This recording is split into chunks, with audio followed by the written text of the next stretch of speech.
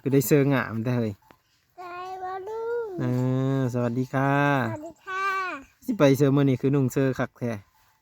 จะไปซื้อเครื่องแต่งซื้อเครื่องแต่งผมเลยจุกใหม่เด้อผมเด้อไปกันมาบ้างไปกับมาบ้างอ๋อไปเลือกเอาเองเลยเออป้าตีเถอะไปพี่น้องไปรอติดตามเบิ่งเด้ออืมก็คือคุณพี่เพิ่นนั่นแหละเนาะคุณพี่เพิ่นใจดีเนาะเพิ่นกะเห็นบุญเพ็งจมอยากได้ทรงแต่งอยู่เพิ่นว่าบุญเพ็งคือมาจมแต่อยากได้ทรงแต่งแม่ก็บ่ซื้อให้จักเทื่อเดี๋ยวไปเบิ่งนำกันว่าทรงแต่งสิมีหน้าตาแบบใดเพราะว่าพี่เพิ่นคุณแม่สามกุ๊กเนาะก็คือเพิ่นใจดีแฮงพ่อพี่น้องเพิ่นใจดีเพิ่นเห็นเด็กแล้วเพิ่นสงสารเนาะเห็นบ่จับให้แม่ฮีดให้เด้อให้แม่ฮีดให้นุ่งเสื้อตัวนั้นเลยอันนี้มันเสื้อกันหนาวโพดอันนี้เดี๋ยวเหือแตกเนาะเฮ็ดจังได๋ที่แตกเนี่ยมันจะที่แตกเกือบเด้ซบเขาโอ้ยถอนออกก็บ่เป็นเนาะแม่กันไปซั่นแหละบ่ต้องทอดนี่ซบมาเลยนี่เอาถอดแล้วไปถึงเหยียบจิ้มจอดอย่าติ้งเอาเอาโอ้นุ่งเสื้อปั่นฮิปฮอปเนาะเอานุ่งเสื้อนี่แล้วทรงเลยนะเบิ่งนี่ใส่หมวกว่าคือน้องเพลงเบิ่งในไก่จะเป็นยังไงน่ะมันหาหังบ่นี่จะบ่ได้เห็นหังมันคุยเฮ็ดเลยเด้กุ๊กนี่บ่บังได้ลูกสาวแล้ววันนี้บ่บังสิพาลูกสาวไปซื้อทรงส่งอันนี้ง่ายอ๋อปั่นหมอลำเรื่องเอามันหยานแท้สิมัดจุกเอาไว้ซะ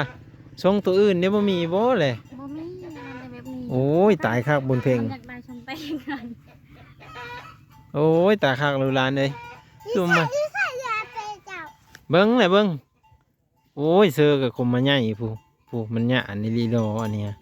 บ่แม่นแม่รักนุ่งบ่จักอันนี้เสือได้ซะเบิ้งเอาลงเบิ้งกันเป็นได้มันคือใหญ่แท้อันนี้เบิ้งอย่ามัน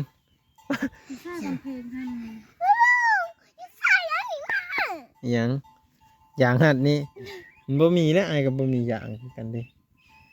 เปิดแล้วบ่เปิดแล้วเอ้าจะไปออกอีหยังเลยไปแล้วว่าไปหาเอายางเอายังไปหาทรงดีๆให้เรานุ่งเนี้ยนุ่งทรงกี่นึงนี่ก็ได้ละบนเพลงเลยมันลำบากใจเจ้าสีนุ่งทรงขายาวนี่เอาบัดสีซบทรงไหมได้ใส่สีซบไปได้เลยสีซบฟาดเขาเลยบ่ฮะ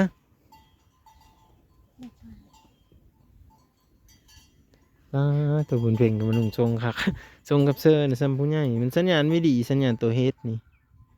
ปงไว้นี่ก่อนปงไว้เฮิงๆเดี๋ยวมันกำลังขึ้นเพื่อมันจะได้สัญญาณก็แม่นคงคอยนะเอาหลอดติดตามมึงทุกคนจะนั่งสิพาเพิ่นไปเนาะเด็กผัวจะมาให้เราพาไปนำมอเรือจะได้เอาผัวให้มันไปลูกมันอยากไป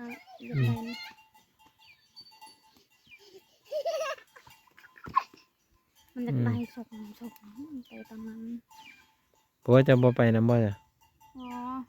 ให้แต่บุญเพ็งนี่ไปมีย่านค่อยเอาไปขายบ่ขายสิค่อยลักเอาไปขายเฮ็ดจะได้เนาะบุญเพ็ง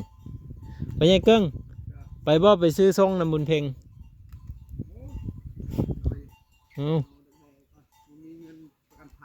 มีเงินประกันภัยห้วยอีแล้ว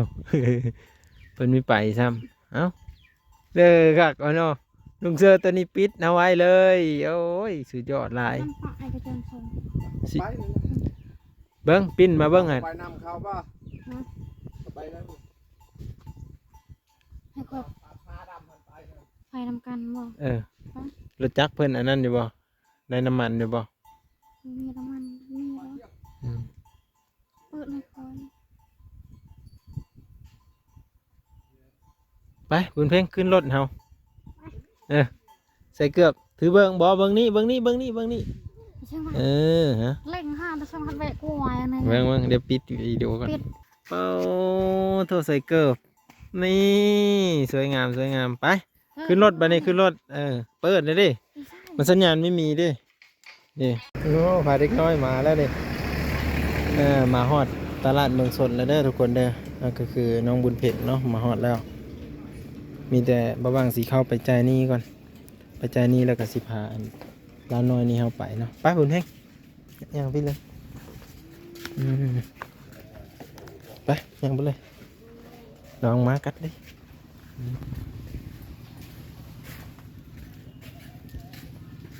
มีแท้เลยแหละแท้นี่มีบ่หึ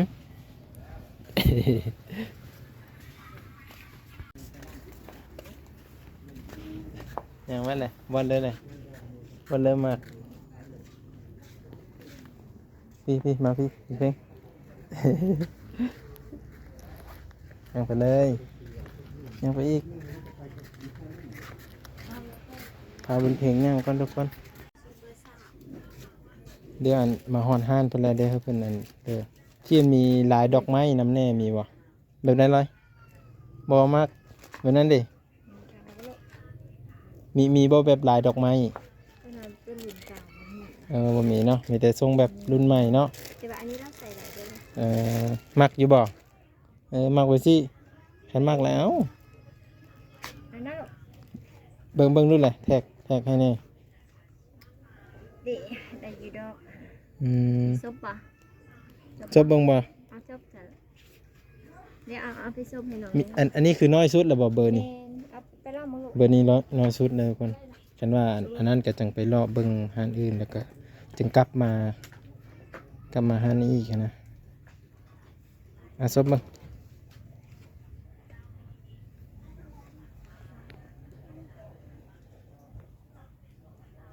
ทรงแต่งบ่ท่านโอ้ยว่ามันเป็นทรงยีนนี่เนาะนี่บ่เป็นเพลงทรงยีนอันนี้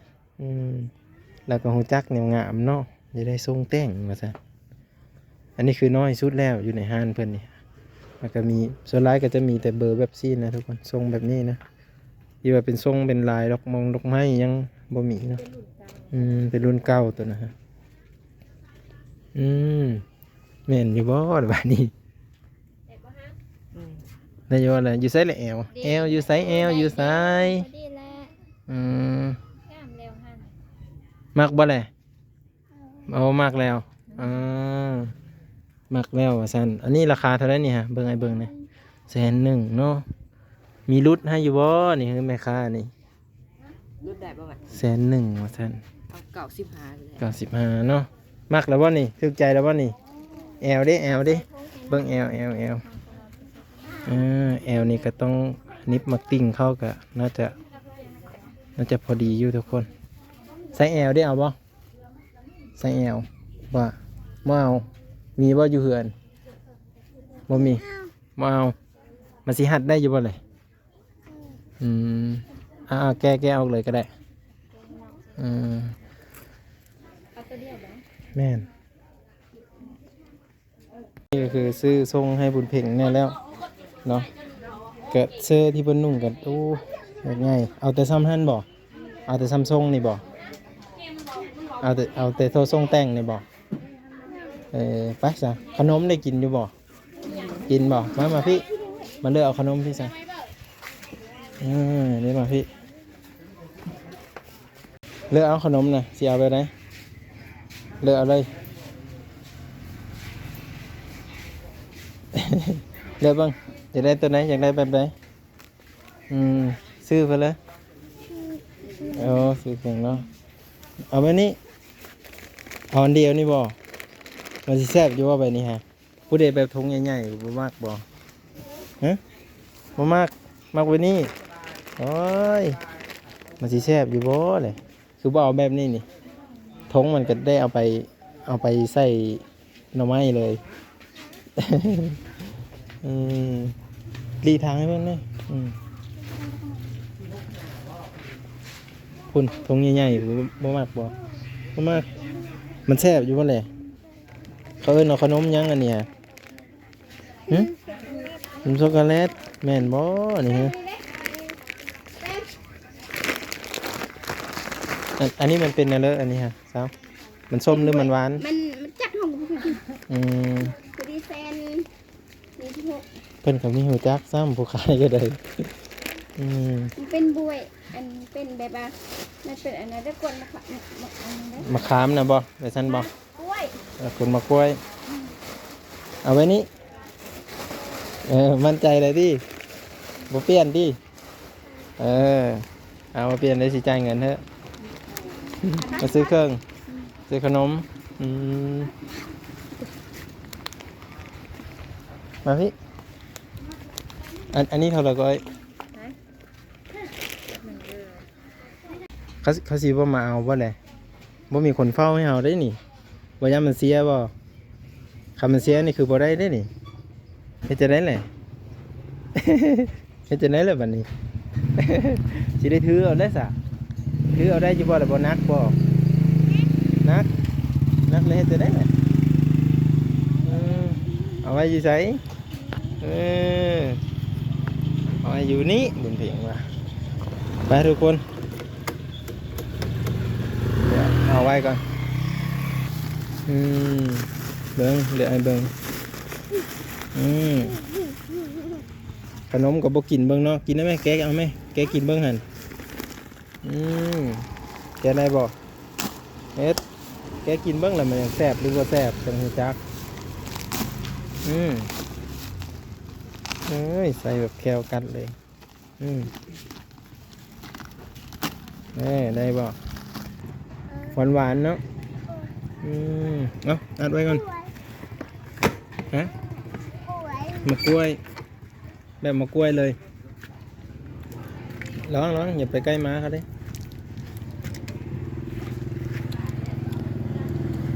คุณเพลงได้เพื่อนมือได้บัดนี้เบิ่งไอ้เบิ่งนี่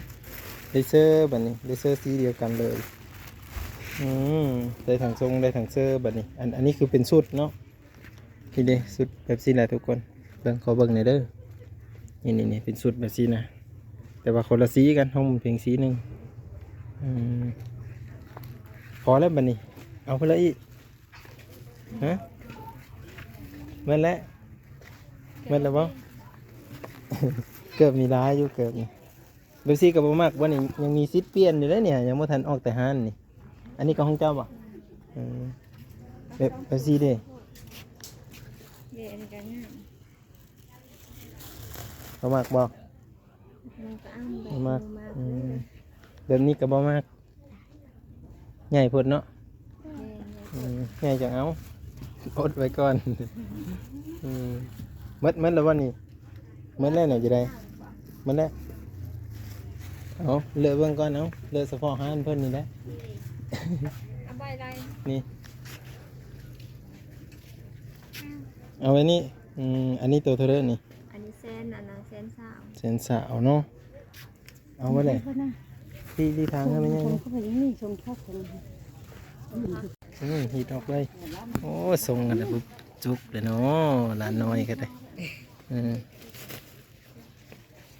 อายเป็นศพให้เลย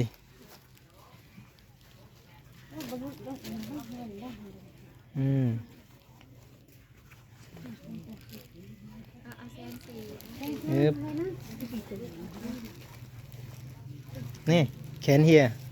เอ้าแขนเฮียแล้วมันเบ้งจะว่าแขนเฮียแล้วสำหรับ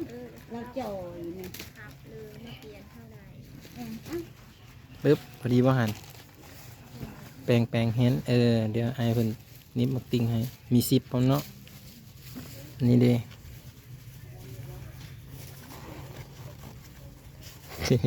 โอ้พอดีงามเลยเนาะนี่ตีโทพอดีงามเลยทุกคน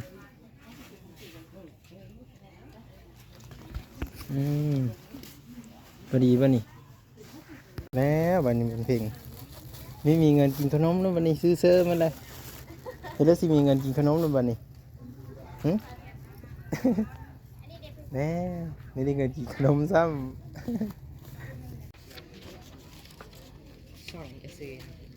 เบาบางหลานน้อยเพิ่นเต็มที่เลยวะนี่เป็นเพลงถังแบกเนาะขายแต่วิธีหาบได้นี่ฮะได้2 ถุงเต็มบ่าเลย มีแต่สีม่วงเรามักสีม่วงนี่มาซื้อหาดเอ้ยเพิ่น เนี่ยเข้าใจคือกันเนาะไปกลับบัดนี้เออน้ำปั่นได้กินบ่ เอาก็สิ สั่งเอาเนาะ ถามก็สั่งก็กินแน่เนาะเป็นเพลงเนาะฮะน้ำอีหยังเลยให้ปั่นให้บ่ เอาน้ำอันนี้เอาให้ในจอกหนึงเป็นเพลงย่างน้ำอันนี้ว่าซั่นเนาะก็เลยซื้อให้เพิ่นบ่มักบ่นี่โกโก้บ่มักบ่มากกินส้มๆนี่มักสีส้มๆนี่เพิ่นว่า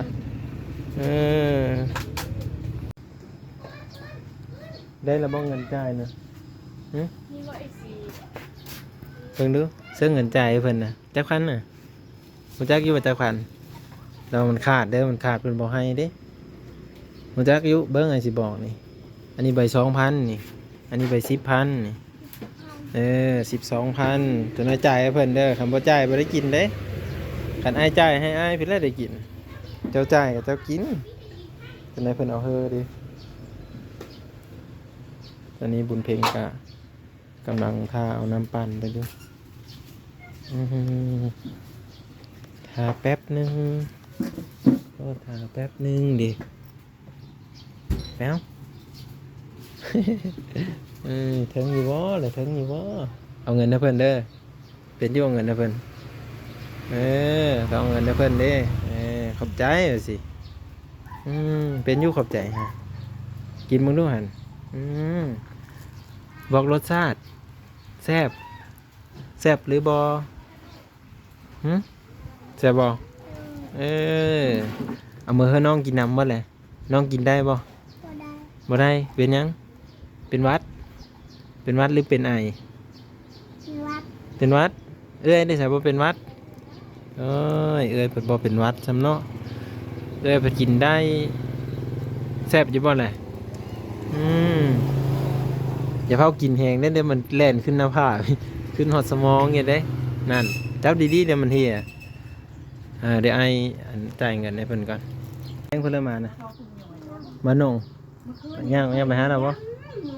ไปมาพี่ ขนาดลายคอยหาแยกจะไม่ย้ายยืดไก่อ่ะจะมานุ่ม ถือดีๆเอามือถือลงไปสิเบ็ดนั่นนะนั่นมันตกบ่แดดบ่เอิ้นติเอิ้นบ่หนงเบิ่งหาแล้วเขินแล้วบัดนี้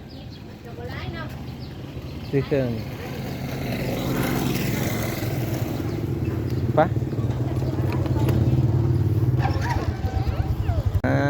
ตีโทรร้านน้อยบุญเพลงยังไม่ทันได้กลับเด้อนี่เด้อ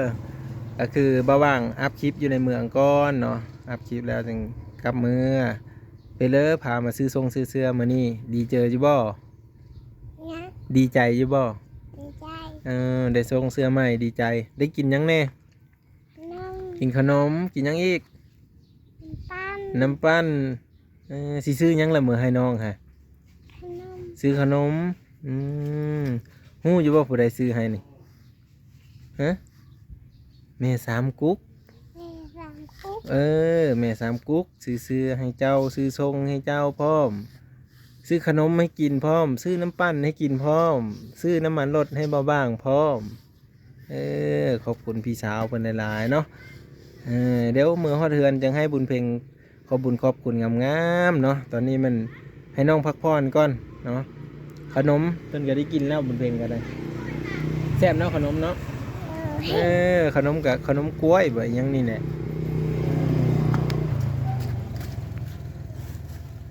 เสื้อแหละขนมน่ะเบิ้งแกะเบิ้งดูฮะแกะให้ปลาลุงเบิ้งปลาลุงหลายคนก็จะเห็นนั่นนี่เห็นขนมแซ่บเลย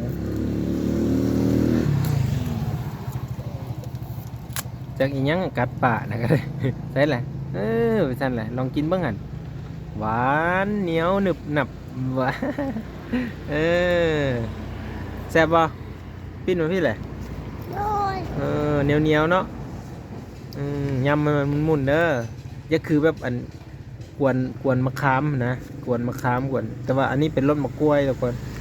ก็แซ่บอยู่นะแล้วกันน้ำปั้นพร้อมนี่ก กินให้หมดเด้อน้ำปั่นเด้อน้ำปั่นก็มักสีนี้ให้เอาสีนี้ก็บ่เอาอีกให้เอาสีแบบเสื้อนี่ก็ได้เต็มสุดด้วยสีนี้เลยนะเอาทุกคนประมาณนี้เนาะ